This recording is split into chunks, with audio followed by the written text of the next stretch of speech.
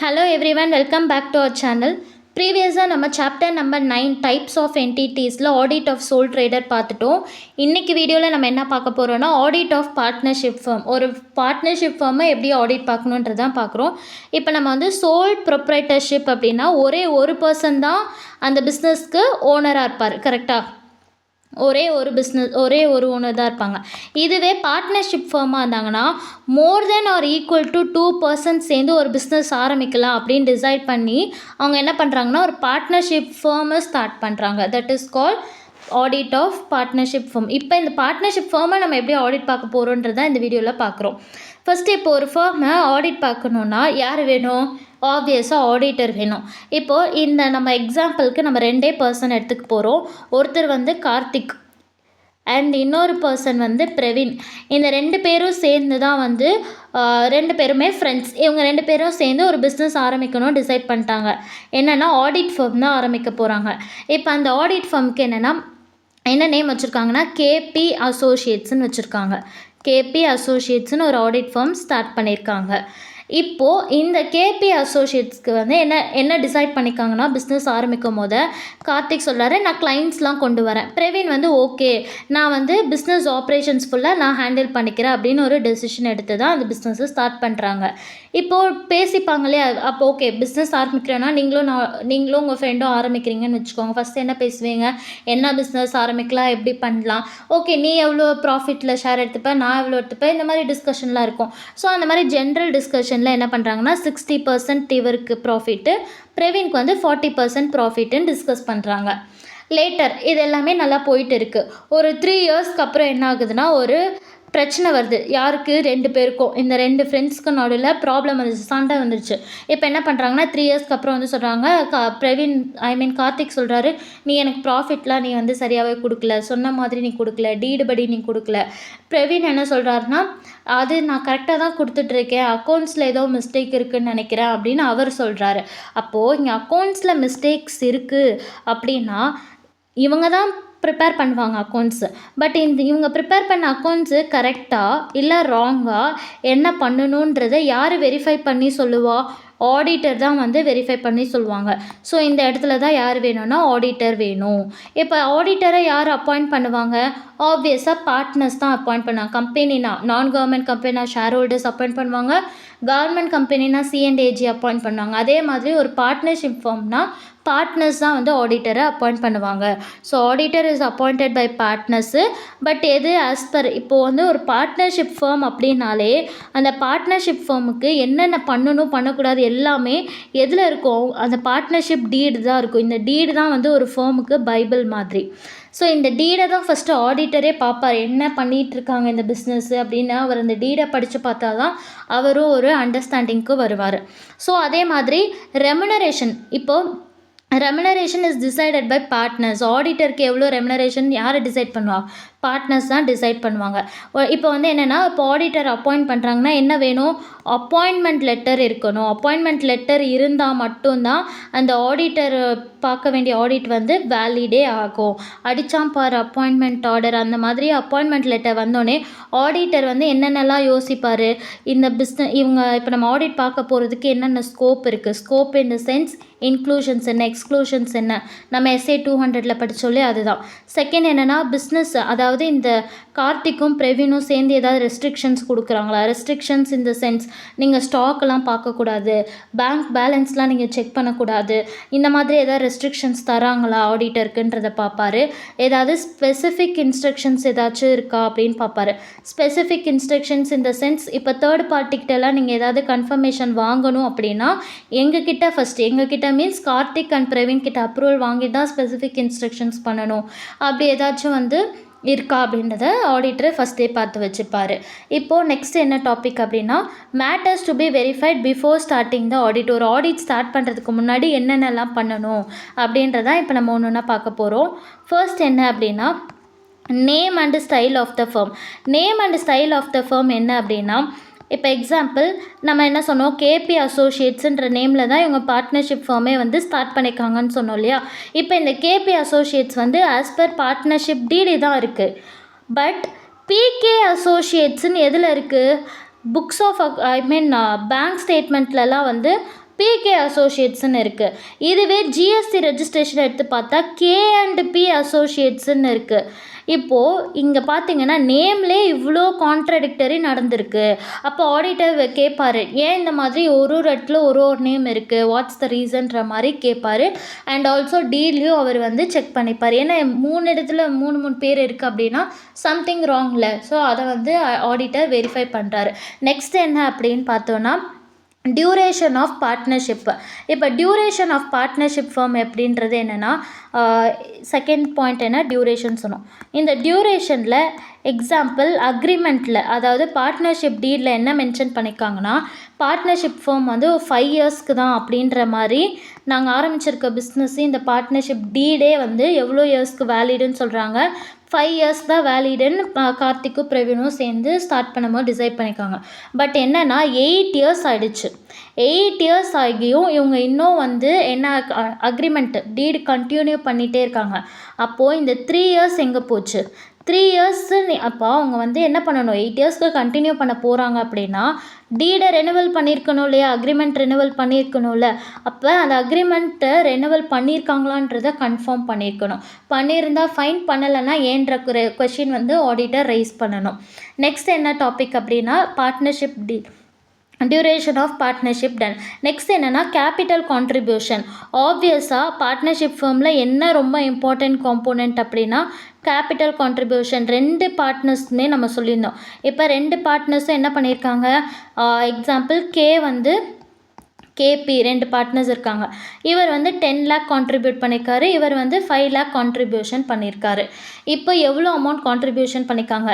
இந்த அமௌண்ட் வந்து டீடில் 10 lakh 5 lakh தான் இருக்குது. ஓகே, டீட்லேயும் 10 lakh 5 lakh தான் இருக்குது. அப்போது புக்ஸ் ஆஃப் அக்கௌண்ட்ஸ்லேயும் வந்து சேம் அமௌண்ட்டு தான் இருக்கான்றதை செக் பண்ணணும். நெக்ஸ்ட்டு பேங்க் அக்கௌண்ட்லேயும் வந்து சேம் அமௌண்ட்டு தான் வந்து ஃபேமோட பேங்க் அக்கௌண்ட்லேயும் வந்து சேம் அமௌண்ட்டு தான் கிரெடிட் ஆயிருக்கான்றதை செக் பண்ணும். ஏன்னா டீடில் ஒரு அமௌண்ட்டு, இங்கே ஒரு அமௌண்ட், இங்கே ஒரு அமௌண்ட் இருக்கக்கூடாது. ஸோ எல்லாமே ஈவனாக தான் இருக்கணும். அதை வந்து ஆடிட்டர் வெரிஃபை பண்ணுவார். நெக்ஸ்ட்டு இப்போ இதுவே வந்து டியூரிங் த இயர் இந்த சென்ஸ் இப்போது இந்த ஃபினான்ஷியல் இயர் 25-26ல் ஏதாச்சும் அடிஷ்னல் கேபிட்டல் வந்து ஏதாவது கான்ட்ரிபியூட் பண்ணியிருக்காங்களா, இருந்துச்சுன்னா அதையும் வந்து ஆடிட்டர் வெரிஃபை பண்ணுவார். நெக்ஸ்ட் என்னென்னா ப்ராஃபிட் ஷேரிங் ரேஷியோ. நம்ம ஆல்ரெடி சொன்னோம் இல்லையா, ப்ராஃபிட் ஷேரிங் ரேஷியோ 2 பார்ட்னரும் சேர்ந்து 60:40 பேசியிருந்தாங்க. சேம் இதே 60:40 தான் டீட்லேயும் இருக்கா, புக்ஸ் ஆஃப் அக்கௌண்ட்ஸ்லேயும் அதே பர்சன்டேஜில் தான் வந்து ப்ராஃபிட் அமௌண்ட் கேல்குலேட் பண்ணியிருக்காங்களா. ஆல்சோ பேங்க் அக்கௌண்ட்லேயும் பார்ட்னர், அதாவது கார்த்திக் அக்கௌண்ட்லேயும் அந்த 60%க்கான ப்ராஃபிட் தான் வந்திருக்கா, பிரவீன் அக்கௌண்ட்லேயும் வந்து 40%க்கான ப்ராஃபிட் தான் ரிசீவ் ஆயிருக்கான்றதையும் ஆடிட்டர் வெரிஃபை பண்ணுவார். நெக்ஸ்ட் என்ன அப்படின்னா இன்ட்ரெஸ்ட் ஆன் கேபிட்டல். இப்போ interest on capital first of all எதுக்கு வந்து கேபிட்டல் இருக்குது, கேபிட்டல்ன்றது கான்ட்ரிபியூட் பண்ணுறாங்க, அவங்களுக்கு வந்து என்ன கொடுக்கணும், இன்ட்ரெஸ்ட் ஆன் கேபிட்டல் கொடுக்கணும். சேம் இன்ட்ரெஸ்ட் ஆன் கேபிட்டலும் வந்து ஆஸ் பர் டீடு சொன்ன மாதிரி தான் வந்து அக்கௌண்ட்ஸில் அண்ட் பேங்க் அக்கௌண்ட்டில் இது எல்லாத்துலேயுமே காமனாக தான் இருக்கான்றது ஆடிட்டர் வெரிஃபை பண்ணுறாரு. Next maintenance of books of accounts. என்ன பிஸ்னஸ் எந்த கம்பெனியாக இருந்தாலுமே ஈவன் ஒரு சோல் ப்ரொப்ரேட்டர் ஒரு வந்து நம்ம ஒரு பெட்டி கடைக்கு போகிறோம் அப்படின்னா கூட அங்கே கூட வந்து என்ன பண்ணுவாங்க, ஒரு நோட் புக்லேயாச்சும் அவங்களுக்கு என்னென்ன எக்ஸ்பென்சஸ் இந்த மந்த் ஆயிருக்கு, என்னென்ன இன்கம் என்ன இருக்குன்றதை நோட் பண்ணுவாங்க கரெக்டாக. அதே மாதிரி ஆடிட்டர் வெரிஃபை பண்ணுவார், என்னென்ன எக்ஸ்பென்சஸ் பண்ணியிருக்காங்க, என்ன இன்கம் இருக்குது, ஸ்டாக்ஸ் இருந்தால் ஸ்டாக் ரெஜிஸ்டர் மெயின்டைன் பண்ணுறாங்களா, சேல்ஸ் இன்வாய்ஸ் இருந்தால் சேல்ஸ் இன்வாய்ஸஸ் எல்லாம் ப்ராப்பராக சீக்வென்ஷியலாக இருக்கா, பர்ச்சேஸ் இன்வாய்ஸஸ் இருக்கா, இது எல்லாமே ஆடிட்டர் வந்து புக்ஸ் ஆஃப் அக்கௌண்ட்ஸில் ப்ராப்பராக மெயின்டைன் பண்ணிக்காங்களான்றதை செக் பண்ணுவார். நெக்ஸ்ட் என்னென்னா பாரோயிங் பவர் இந்த சென்ஸ் இப்போது டீடில் வந்து மென்ஷன் பண்ணியிருக்காங்க. பிரவீன் இருக்கார் இல்லையா, பிரவீனுக்கு வந்து மேக்ஸிமம் லோன் 20 lakhs வரைக்கும் எடுத்துக்கலாம் அப்படின்னு லிமிட் இருக்குது. யாருக்கு, Praveen as per partnership deed. ஆனால் இவர் என்ன பண்ணிட்டார்னா சீக்ரெட்டாக 50 lakhs லோன்ஸ் வரைக்கும் வாங்கிட்டார். அப்போ ஆடிட்டர் வந்து ஐடென்டிஃபை பண்ணும், எதுக்கு எக்ஸ்ட்ரா 30 lakhs வாங்கினாரு, பிஸ்னஸ்க்காக தான் வாங்கினாரா இல்லைன்னா அவரோட ஓன் பர்சனல் எக்ஸ்பென்சஸ்க்காக இந்த 30 lakhs வந்து ஃபேர்ம் நேமில் வாங்கியிருக்காரா அப்படின்றத வந்து ஆடிட்டர் பார்க்கணும். நெக்ஸ்ட்டு என்ன அப்படின்னா பார்ட்னரோட சேல்ரி. இப்போ பார்ட்னரோட சேல்ரி எக்ஸாம்பிள் கார்த்திக் தான் வந்து மேனேஜிங் பார்ட்னர்னு வச்சுப்போம். கார்த்திக் வந்து மேனேஜிங் பார்ட்னரோட சேல்ரி வந்து ஆஸ் பர் டீடு 50,000 பெர் மந்த்துன்னு மென்ஷன் பண்ணியிருக்காங்க. பட் புக்ஸில் எவ்வளோ இருக்குது? புக்ஸில் 1 lakh பெர் மந்த்துன்னு இருக்குது. 1 lakh பெர் மந்த்துக்கு போட்டிருக்காங்க.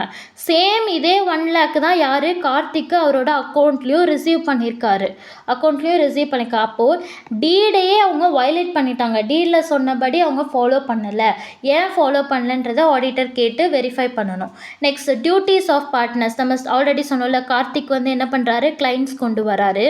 பிரவீன் என்ன பண்ணுறாரு, பிஸ்னஸ் ஆப்ரேஷன்ஸ் எல்லாம் பார்த்துக்கிறாரு. அந்த மாதிரி யார் யாருக்கு என்னென்ன டியூட்டிஸ்ன்றதை டீடில் மென்ஷன் பண்ணியிருக்கணும். எக்ஸாம்பிள் சேல்ஸ் எல்லாம் நான் பார்த்துக்கிறேன், இவர் வந்து பர்ச்சேஸ் எல்லாம் பார்த்துக்கணும்.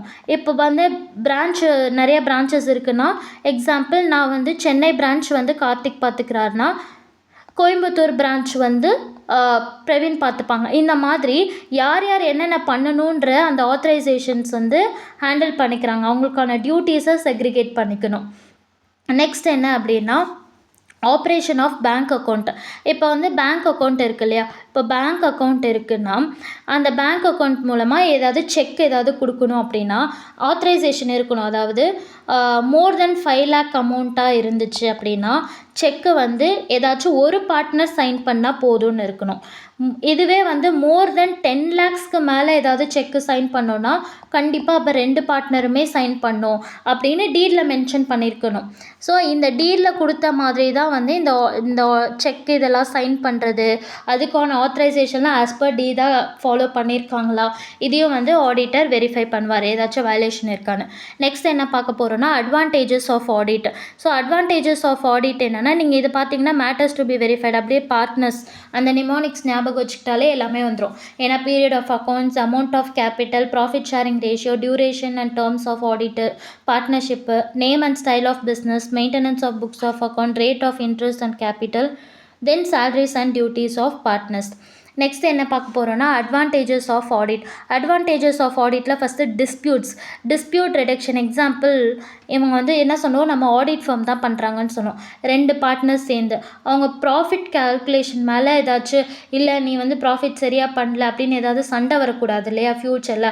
இதுவே ஒரு அக்கௌண்ட்ஸை வந்து ஒரு ஆடிட்டர் வந்து ஆடிட் பண்ணியிருக்காங்க அப்படின்னா அந்த ஆடிட்டட் அக்கௌண்ட்ஸ் இருந்தாலே என்னாகும், இந்த 2 பார்ட்னர்ஸ்குள்ளே சண்டை வராது இல்லையா. ஏன்னா டிஸ்பியூட்ஸ் ஏதாவது இருந்தால் நம்ம ஆடிட்டர் சொல்லியிருப்பார்ல, பிரவீன் தப்பு பண்ணால் ஆடிட்டர் சொல்லியிருப்பார், கார்த்திக் தப்பு பண்ணியிருந்தாலும் ஆடிட்டர் வந்து மென்ஷன் பண்ணியிருப்பார். அப்போது என்னென்னா டிஸ்பியூட்ஸ் வந்து ரெடியூஸ் ஆகும், சண்டை எதுவும் வராமல் இருக்கும் ஒரு ப்ராப்பரான அக்கௌண்ட்ஸ் ஆடிட் பண்ணியிருந்ததுன்னா. நெக்ஸ்ட் என்னென்னா, ரிட்டையர்மெண்ட் ஆர் டெத்து. இப்போ பார்ட்னர் வந்து ரிட்டையர் ஆனதுக்கப்புறமா, இப்போ எக்ஸாம்பிள் பிரவீன் வந்து ரிட்டையர் ஆகிறாருன்னு வச்சுக்கோங்க.